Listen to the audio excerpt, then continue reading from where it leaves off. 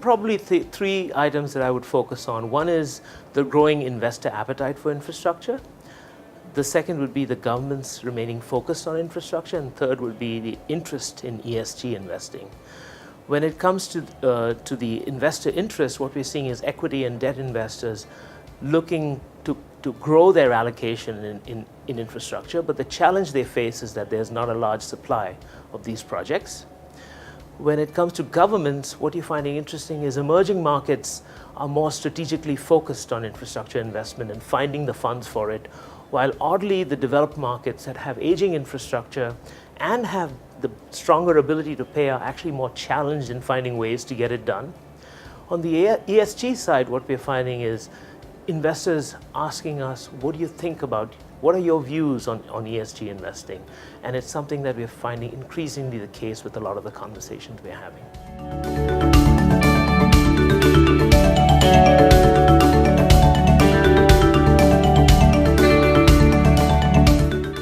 Technology is already affecting our lives, the way we live, work, and travel. You're seeing this in the appliances we have in our houses, the heating and cooling systems in homes, offices, and factories. And you're seeing it in the travel options where, in fact, more data and more information is allowing us to make more efficient decisions about how we travel. What we're finding in the infrastructure space is that operators of infrastructure are getting better data on user patterns of customers.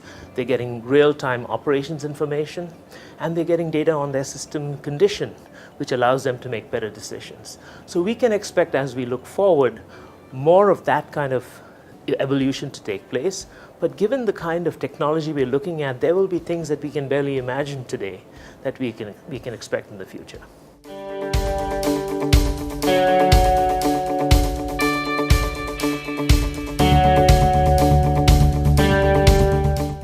The interesting thing about that is that infrastructure is largely owned by government, and government really makes most of the decisions and sets the rules for how investments will get made and how assets will perform. So really it comes down to governments making decisions that actually incentivize the investors that come along with them to make investments. But if we set that aside for the moment, what we can see is the economics are driving decisions.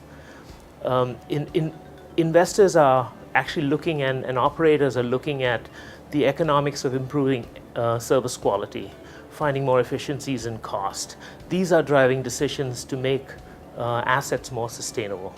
What you're also seeing is market sentiment and public sentiment that's affecting investments, particularly what we can see in the coal space and fossil fuels, which is adding to the cost of that. So as we look forward, again, I think it'll be technology and public sentiment that will drive change, barring legislative actions by governments.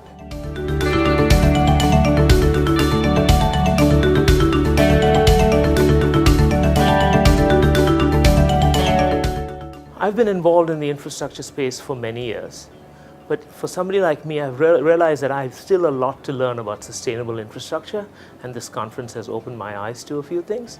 As we look forward, though, I think a challenge will be everybody has different ideas as to how to approach it, and in order to make progress, I think we need to not have a dogmatic approach, but be willing to accept that different governments and different populations will look at things differently.